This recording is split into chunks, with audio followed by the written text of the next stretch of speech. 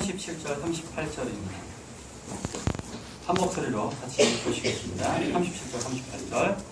저희가 이 말을 듣고 마음에 찔려 베드로와 다른 사도들에게 물어 이르되 형제들아 우리가 어찌할꼬 하거늘 베드로가 이르되 너희가 회개하여 각각 예수 그리스도의 이름 곳을 하고 제사함을 받으라. 그리하면 성령의 선물로 받으리니. 한 절 가보도록 하겠습니다. 사도행전 7장 54절부터 60절까지 한 절씩 교독하시겠습니다. 저희가 이 말을 듣고 마음에 찔려 저를 향하여 이를 갈거를 스테반이 성령 충만하여 하늘을 우러러 주목하여 하나님의 영광과 및 예수께서 하나님 우편에 서실 것을 보고 말하되 보라 하늘이 열리고 인자가 하나님 우편에 서신 것을 보노라 한대 그들이 큰 소리를 지르며 귀를 막고 일제히 그에게 달려들어 성 밖에 내치고 돌로 칠세 증인들이 옷을 벗어 사울이라 하는 청년의 발 앞에 두니라. 그들이 돌로 스테반을 치니 스테반이 부르짖어 이르되 주 예수여 내 영혼을 받으시옵소서 하고 60절 같이 봅니다. 무릎을 꿇고 크게 불러 가로되 주여 이 죄를 저들에게 돌리지 마옵소서 이 말을 하고 자니라. 여러분들 앉은 자리에 왜 거기 앉으셨습니까? 도대체 한섭이는 왜 저기 앉아있고 혁주는 왜 저기 앉아있는지 또 박동원 선생님 왜 그 자리에 앉아있는지 한번 여러분들 스스로 한번 생각을 해보시죠. 여러분들은 왜 그 자리에 앉아 계시나요? 습관입니까? 그래서 사람들이 참 앉는 자리에 따라서 좀 상황이 많이 좀 다릅니다. 그죠? 공부할 때 대학 시절에는 의자를 자기 마음대로 앉게 되죠. 그러면 보통 그 자리에 앉는 것에 따라 그 사람의 성향이 결정되는 경우가 많습니다. 결혼식 같은 데서도 그렇고 자리에 와서 뭔가 이렇게 적극적으로 듣고자 하는 사람들은 앞줄에 딱 앉죠. 적극적인 사람들은 비교적 앞에 가서 딱 앉아가지고 눈을 동그랗게 쳐다보죠. 근데 가운데 앉는 것은 또 약간 더 부담스러워요. 그래서 약간 옆으로 갑니다. 그래서 어떤 분들은 습관적으로 왼쪽으로 앉아요. 그죠? 왼쪽으로 앉는 게 마음이 편할 때가 있고 또 어떤 분들은 나는 오른편에서 살아야지 그러고 오른쪽으로 가서 사시는 분들이 있습니다. 그래서 항상 앉는 분들은 어떤 분들은 꼭 오른쪽에만 앉고 어떤 분들은 꼭 왼쪽에만 앉고 어떤 분들은 나는 앞줄도 부담스럽고 뒷줄 가면 은혜가 떨어지니까 난 중간에만 앉아야 되겠다. 그래서 중간에 딱 앉는 분들이 있고 나는 약간 귀퉁이에 좀 앉아야 되겠다 해서 모서리에 이렇게 뒤쪽 모서리에 앉는 분들도 있습니다. 그리고 잠자기에 좋은 분들은 어떤 분들은 나는 덩치 큰 사람 뒤에 앉아가지고 좀 잠도 자고 핸드폰도 만져야 되겠다 이렇게 생각하는 학생들도 있습니다. 그런데 여기 서면 다 보입니다. 핸드폰 만지는 거 다 보이고요, 조는 거 다 보이고요, 어떻게 하는 거 다 보이기 때문에 그런 거 잘 안 통합니다. 그런데 아주 신기한 사실 하나가 있습니다. 불편한 진실. 그러니까 의자에도 불편한 진실이 하나 숨어 있는 거죠. 여러분들 성격이 반영돼서 여기 앉았다는 사실입니다. 우연히 앉은 게 아니라 내 스타일상 내 스타일이 여기 앉는 겁니다. 근데 그 스타일을 변하셔야 됩니다. 다음번에는 이 앞자리를 비워두지 않고 앞자리를 좀 앉는 습관을 들이신다면 적극적으로 변하게 되는 겁니다. 한번 시험해 보십시오. 적극적으로 앞자리 가장 좋은 자리를 선택하시는 분들은 그러한 인생을 살아가게 됩니다. 그런데 코너를 좋아하거나 어쩌면은 뒷자리를 좋아하거나 등치 큰 사람 뒤에서 이렇게 잠자는 걸 좋아하시면 습관적으로 인생 자체가 그런 인생을 살아갈 가능성이 높습니다. 그러기에 다음 주에는 앉는 자리를 좀 바꿨으면 좋겠습니다. 불편한 진실 두 번째. 설교 시간만 되면 졸리다. 두 번째 법칙은 불편한 진실은 설교 시간만 되면 이미 마음속에 자려고 생각하시는 분들도 있습니다. 나는 그냥 목사님 얼굴만 보면 잠이 온다. 더 심한 분들은 물론 더 심하진 않지만 그거보다 좀 약한 분들은 이거죠. 하나님의 말씀은 그럼 벌써 졸려요. 이상하게 나른해지죠. 이런 분들은 제가 선물을 하나 드릴게요. 하나님의 말씀은 또 제 얼굴만 보면 잠이 오시는 분들은 혹시 밤에 잠 안 올 때 저한테 전화를 걸어주세요. 제가 바로 달려가서 하나님의 말씀은 그리고 설교를 2시간씩 해드리겠습니다. 진짜예요. 잠 안 오는 분들 제가 전화드리면 반드시 찾아갈게요. 그러면 불면증은 그냥 완전히 사라집니다.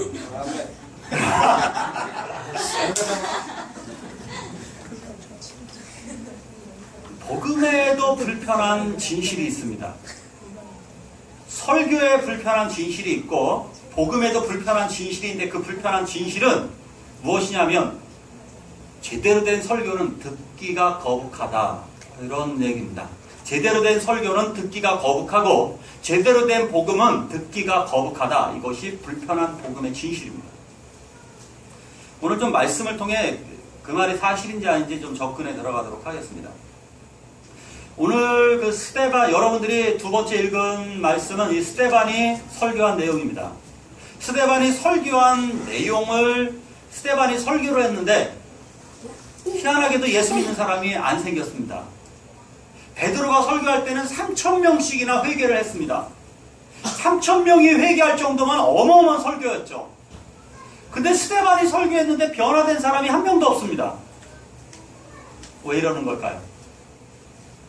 도대체 무슨 일이 있길래 스데반이 어떤 설교를 했길래 스데반 설교를 통해서 변화된 사람이 없고 베드로 설교를 통해서 변화되었을까요? 혹시 스데반이 문제가 있는 사람이 아닐까요?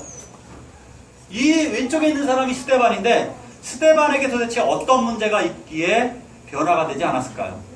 말씀을 좀 같이 보도록 하겠습니다. 8절 10절을 같이 읽습니다. 시작. 스데반이 은혜와 믿음이 충만하여 큰 수와 표적을 이겨내느니 스데반이 지혜와 성령으로 말함을 그들이 능히 당하지 못하여. 성경의 법칙 중에 하나가 이렇게 보면 붙여 쓰는 거 되게 좋아합니다. 이렇게 뭐 두 개가 연속해서 붙어 나오는 글짓기가 있지 한번 볼까요? 스데반이 은혜와 권능이 충만했대요. 은혜와 권능. 대단했다는 거예요. 설교 자체를 보면 이 능력 자체도 출중하기 때문에 스데반은 문제가 안 생겨요. 거기다가 그럼 능력은 어떠냐? 기사와 표적이 많았대요. 기사와 표적이 민간인들에게 행해졌다. 그 다음에 10절을 보니까 지혜와 성령으로 말을 했다. 아니 이 사람은 부족한 사람이 없는 사람입니다. 베드로에 비해서 성령이 부족한 것도 아니었고 능력이 부족한 것도 아니었었고 심지어 스데반 그 당시에는 유대인 학자들과 토론을 했을 정도로 알렉산드리아에 거하는 학자들이 스데반한테 졌다라고 얘기해요. 스데반의 지식은요, 냉정히 평가하면 베드로보다 훨씬 더 지식이 많은 사람입니다. 성경 지식도 많고 성경을 해석하는 수준이 베드로보다도 훨씬 더 많은 사람이 스데반입니다.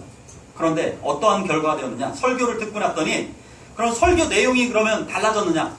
설교 내용을 다르게 했다면 문제가 될 텐데 한번 설교 내용을 좀 볼까요? 설교 내용을 좀 보겠습니다. 설교 내용을 보니까 베드로가 이렇게 설교하는 거예요. 베드로가 이렇게 설교했습니다. 너희가 십자가에 못 박은 이 예수를 이라고 해서 사람들의 가슴을 찔렀습니다. 너희가 예수를 십자가에 못 박았다? 굉장히 심한 얘기를 탁 찔렀습니다. 강하게 탁 찔렀다고요. 그 베드로 설교도 찔리는 설교였습니다. 그럼 스데반 설교 좀 볼까요? 여기서 보니까 또 이렇게 얘기하죠. 너희는 그 의인을 잡아준 자요 살인한 자가 되었다. 비슷한 얘기죠. 너희는 예수를 잡아줬고 살인했다. 조금 이 사람은 조금 오히려 순화시켰어요. 이해 가십니까? 베드로는 직접적으로 살인했다라고 얘기를 했고 여기서 스데반은 조금 더 온화하게 표현했어요. 그렇지만 둘 다 결론적으로 당신네들이 예수를 죽였습니다. 이 얘기를 하는 거예요. 그런데 내용이 어떻게 변하느냐? 한번 말씀을 또 같이 봅니다. 37절을 같이 보십니다. 시작. 그들이 이 말을 듣고 마음에 찔려 베드로와 다른 사도들에게 물어 이르되 형제들아 우리가 어찌할꼬 하거늘. 마음에 찔렸다라고 되어 있습니다. 마음에 찔렸습니다. 예수를 죽였다는 말을 듣고 나니까 마음에 찔려가지고 이 사람들이 어떻게 변화가 되느냐면 우리가 어찌할꼬 라고 하면서 회개하기 시작합니다. 이겁니다. 그런데 스데반의 설교를 듣고 나니까 사도행전 7장 54절을 보면 이렇게 되어 있죠. 그들이 이 말을 듣고 마음에 찔려 그를 향하여 이를 갈거늘 그들이 큰 소리를 지르며 귀를 막고 일제히 그에게 달려들어 성 밖으로 내치고 돌로 칠세.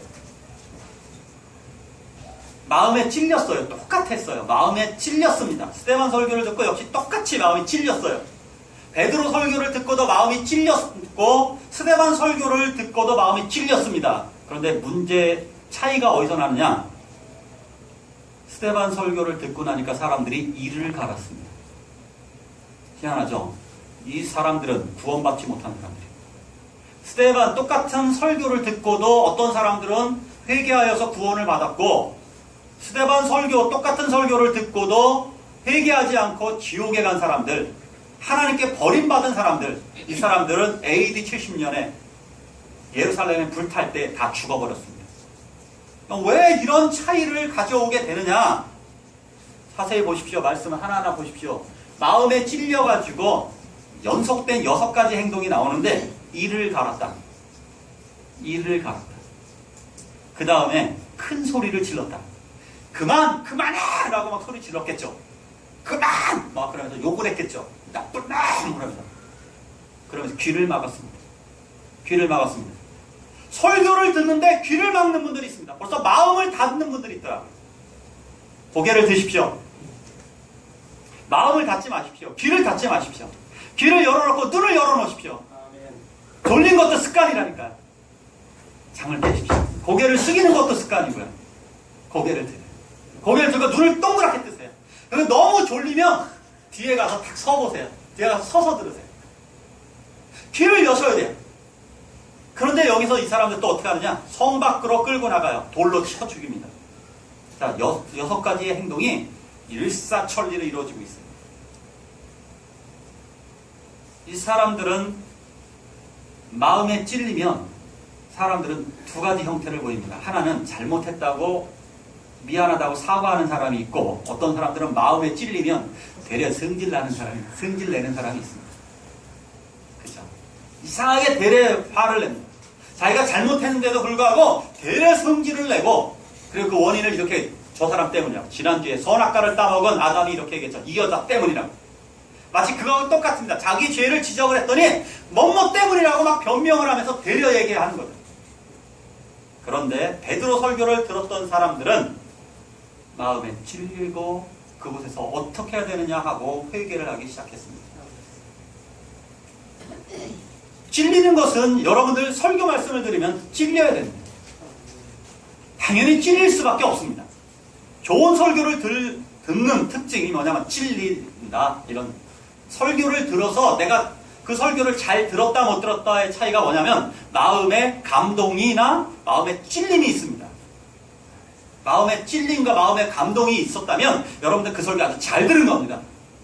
그런데 그 다음에 변화가 없다면 무슨 의미가 있겠습니까? 아무리 감동적인 메시지를 하고 그럼 무슨 변화가 있겠습니까? 그 메시지를 읽고 나서 여자나 남자가 제일 싫어하는 때가 이럴 때입니다. 어떤 때입니까? 사랑해 라고 이야기하고 변하지 않을 때. 그렇죠? 사랑해, 네, 변하지 않아요. 자녀들한테 실망할 때 언제인지 아세요? 5월 8일날 5월 9일날 실망합니다. 5월 8일날 뭐 편지를 써갖고 와요. 감동적인 문구 딱 주는데 5월 9일날부터 그렇게 말한 대로 살지 않습니다. 또 아이들이 수련회를 간 그날이나 수련회 갔다 오고 그러면 편지가 막 날라옵니다. 이제부터 잘할게. 수련회만 가면 왜 잘한다 그러나 몰라. 수련회 갔다 오면 똑같습니다. 부모님들도 마찬가지죠. 미안하다. 그동안 네 생일 다음 날 우리 자녀들은 실망하게 되죠. 생일 다음 날부터 공부하래요. 뭐 하고 있어? 공부해. 생일날까지는 좋았습니다. 네가 원하는 대로 다 해라. 그런데 그 다음 날부터 핍박이 시작됩니다. 말은 잘하고 변하지 않으면 아무런 의미가 없습니다. 뭔가 찔렸다면 변화와 회개가 이어져야만 하는 것입니다. 복음은 그래서 불편한 겁니다. 제일 불편한 게 복음입니다. 왜냐하면 복음은 먼저 내가 죄인이라는 사실을 깨닫는 겁니다. 왜 교회 다니는 게 불편한 거냐면 나를 죄인이라고 그러고 회개하라고 그러잖아요. 얼마나 기분 나쁜 말입니까? 오자마자 이야기한다는 것이 회개하라 그러고 죄인이라고 얘기해요. 그러니까 예수 안 믿는 분들이 제일 열받는 게 뭐냐면 내가 뭔 잘못을 그렇게 잘못했기에 나더러 회개하라 그러냐고, 내가 왜 죄인이냐고, 여기에서 반발하는 거예요. 내가 뭘 잘못했냐고 얘기를 하는 거예요. 다짜고짜 복음이 들어가서 너의 죄가 예수 그리스도를 죽였다라는 그 인정할 수가 없는 거예요. 내가 예수를 왜 죽였는데? 라고. 난 죽인 적도 없고 예수를 만난 적도 없는데 나더러 죽였다니. 이 복음의 불편한 진실은 이거예요. 먼저 당신이 죄인이라는 사실. 회개하라, 천국이 가까이 왔느니라. 이것이 복음의 시작이었다고요. 복음의 시작은 여러분들 모두 구원받습니다. 안녕하세요. 이거 아닙니다. 여러분 에버랜드 잘하셨습니다. 반가 아닙니다. 이게 아니라고요. 먼저 회개하라, 천국이 가까이 왔느니라. 그러면서 이야기해요. 당신의 어두운 눈이, 당신의 죄악이 예수 그리스도를 십자가에 못 박아 죽였습니다. 그러기에 복음은 쓴 나물과 같은 거예요. 복음을 받아들이는 것은 쓴 나물과 같이, 쓴 약과 같이 여기서 받아들이는데 불편함이 있는 거예요.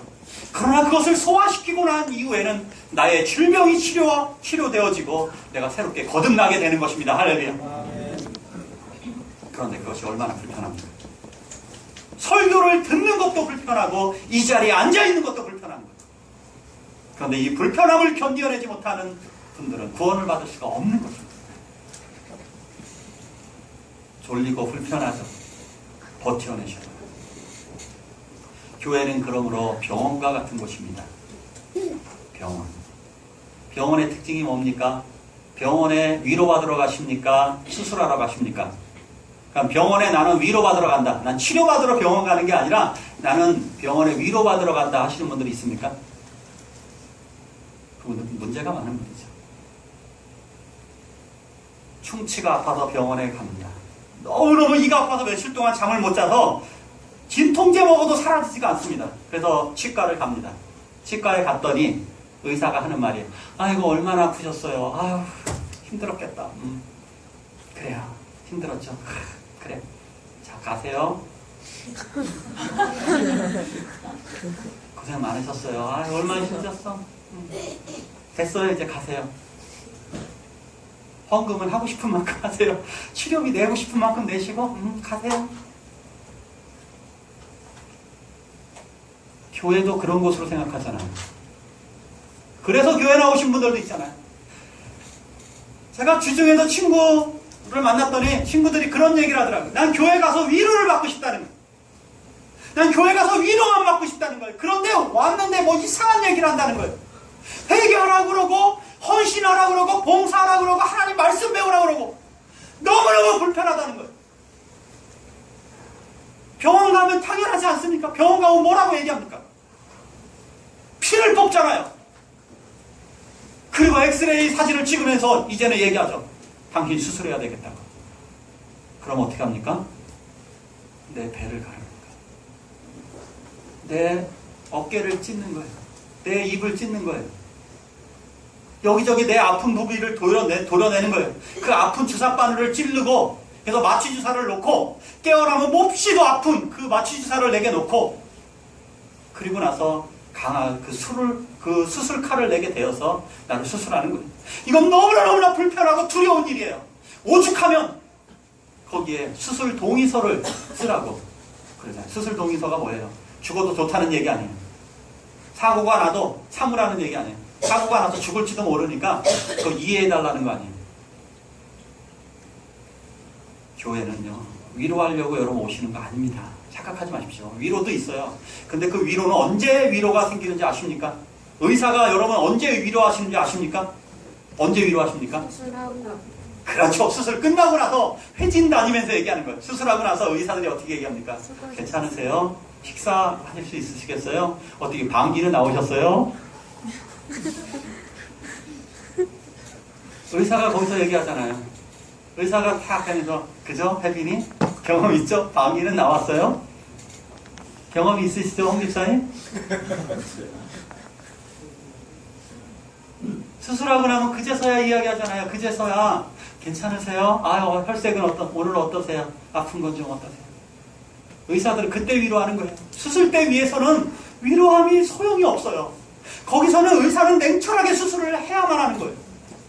그런데 여러분들은 목사님에게 다 위로만을 원하고 있잖아요. 저는 여러분들에게 수술하는 의사로 왔는데 저에게 위로를 원하고 있잖아요. 수술해달라고 그러셨어요. 그리고 나서 위로해달라고 그랬어요. 저는 여러분들을 위로할 마음이 너무나 가득합니다. 하지만 그 전에 여러분들에게 하셔야 될 일들이 있습니다. 수술해야 됩니다. 여러분들 암에 걸려서 돌아가고 계신데 제가 집사님 괜찮을 거예요 라고 얘기하는 게 아니에요. 저는 수술하기로 합니다. 그 수술은 뭐예요? 잘못된 죄악, 잘못된 내 행실들, 나의 언어들, 나의 생각들, 나의 잘못된 죄악들을 수술해 나가야만 하는 겁니다. 복음의 메시지는 불편합니다. 복음의 메시지는 그래서 여러분들을 각각 찔러요. 가끔 어떤 성도님들은 저에게 와서 이렇게 얘기합니다. 목사님, 왜 나를 겨냥한 설교를 하냐고. 왜 나보고 설교하냐고. 맞습니다. 당신 아주 잘 들었습니다. 생각해보세요. 만약에 이 많은 분들 중에 제가 누구 한 분을 겨냥해서 했다면 너무 고마운 일 아닙니까? 의사가요, 나 하나만을 특별히 생각해서 수술해 줬는데 고마운 거 아니에요? 만약에 그 설교가 여러분들이 겨냥하고 있다면 아주 잘 들은 설교입니다. 거기서 수술돼야 될 거 아니에요. 특별 수술을 받았다면 특별히 잘 나와야 되잖아요. 그런데 날 겨냥했다고 눈을 동그랗게 뜨고 덤벼요?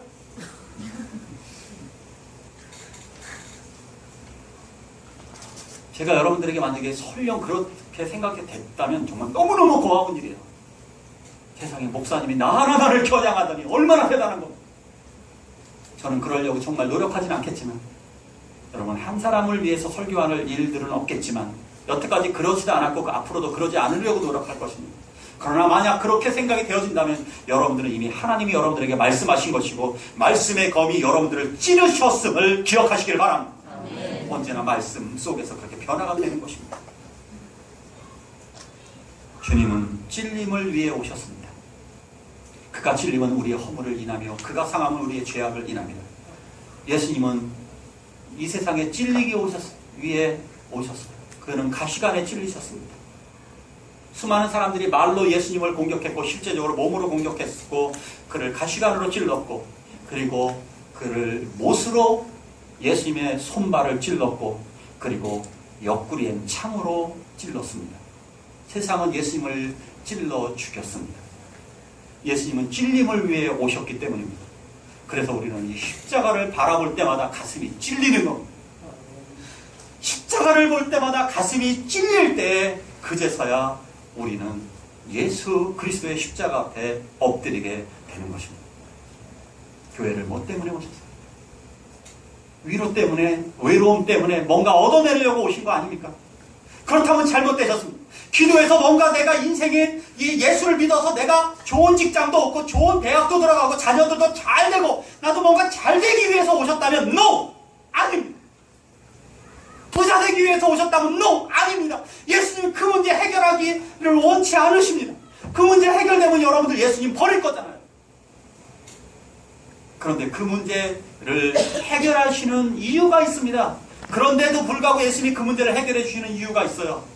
저는 이렇게 말씀드렸죠. 내가 너를 사랑한다. 그 문제를 통해 그 문제를 해결해 주고 나서 내가 널 사랑하는 거 알고 있니? 내가 너를 위해 죽은 거 알고 있어? 그 이야기를 하시기 위해서 그 문제를 해결해 주실 때도 있습니다. 그런데 우리들은 그것 때문에 가면 안 되는 거예요. 수술이 목적이라는 사실입니다. 우리가 수술받기 위해서 이 자리에 나와온 건데 여러분들이 원하는 것을 다 받아낸다면 어떻게 되겠습니까? 사기꾼은 사기치는 것을 위해서 교회에 왔다면 어떻게 생각하시겠습니까? 노름하는 사람들은 노름이 잘 되게 달라고 기도하면 어떻게 되겠습니까? 정치하는 사람들이 자기 정치가 잘 되게 달라고 기도하면 그 정치 잘 되게 달라는 게 자기들의 이득을 위해서 그러는 거 아닙니까? 자기가 잘 되게 달라고 다 기도하면 그것이 과연 하나님의 나라를 이루는 길이겠습니까? 마태복음 10장 34절에는 이렇게 얘기합니다. 내가 세상에 화평을 주러 온 줄로 생각하지 말라. 화평이 아니요 검을 주러 왔노라. 예수님 분명히 검을 주러 왔다고 얘기했습니다. 검을 주러 왔다고. 검. 분명히 보십시오. 날카로운 저 검으로 여러분들을 잘라서 수술하겠다는 겁니다.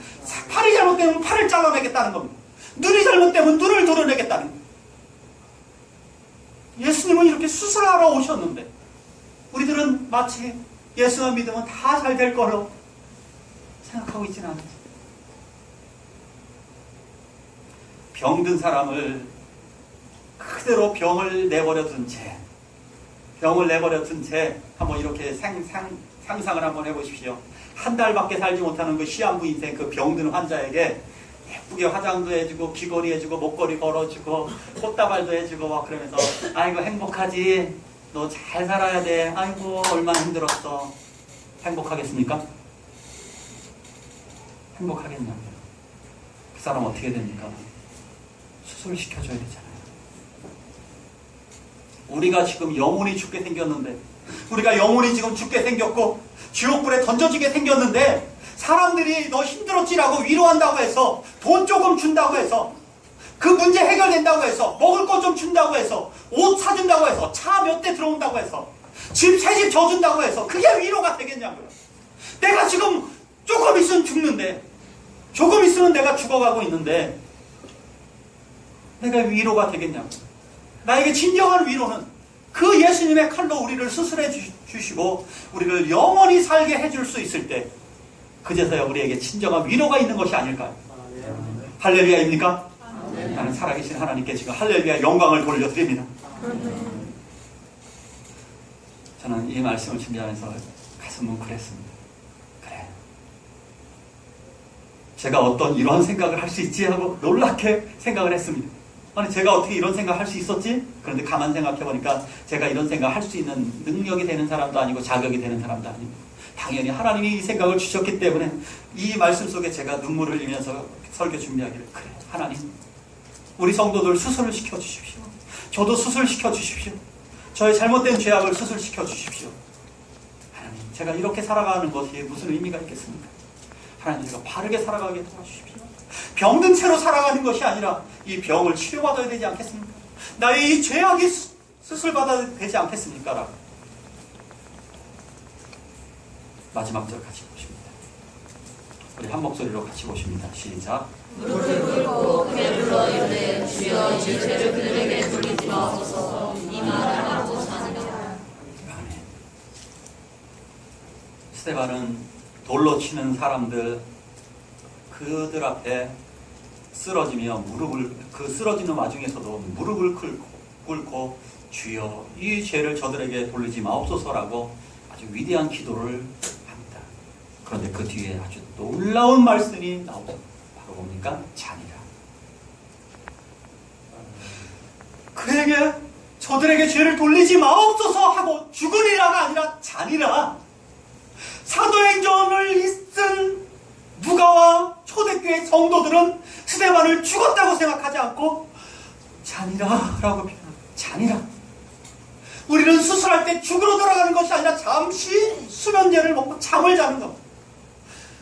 수술받고 난 사람들은 잠을 자는 겁니다. 우리는 잠시 잠을 자는 겁니다. 여러분, 이 잠을 자고 난 이후에 우리들은 깨어나게 될 겁니다. 세상에서의 수술은 깨어나고 나면 극심한 고통이 밀려오겠지만, 하나님 앞에서 수술을 받고 난 이후에는 극심한 고통이 아니라 이 복음을 참아내고 나서 이 복음으로 수술하고 난 다음에는 놀라운 하나님의 평화, 놀라운 성령의 역사가 드러나게 될 때 얼마나 큰 감동이 밀려오는지, 그때부터는 죽음도 두렵지 않습니다. 그때부터는 세상의 물질 가지고 연연하지도 않습니다. 세상의 건강 가지고 연연하지도 않고 자녀 문제로 연연하지도 않습니다. 그때부터는 남자친구, 여자친구 문제로도 연연하지 않습니다. 복음을 받아들이고 난 이후에 이것 하나만으로도 만족하게 되는 놀라운 평안이 오게 됩니다. 그리고 우리가 천국에서 눈을 떴을 때 우리들에게 영원한 기쁨, 영원한 평화가 우리들에게 가득하게 될 것입니다. 아멘. 단지 이제 수술할 때가 되었습니다. 언제까지 교회에 왔다 갔다 하시겠습니까? 언제까지 교회에 그냥 억지로 손에 이끌려서 오시겠습니까? 이제부터는 포기각서를 쓰셔야 되지 않겠습니까? 이제 수술 동의서를 작성해 주십시오. 이제 이대로 함께 찬양을 부르시고 기도하실 때, 하나님, 나 이제 수술하려고 합니다. 하나님의 말씀으로 저를 변화시켜 주시고 거듭나게 해주시고 제 죄악을 용서하여 주시옵소서라고 간절히 기도하시길 원합니다. 함께 찬양 부르시겠습니다. 네.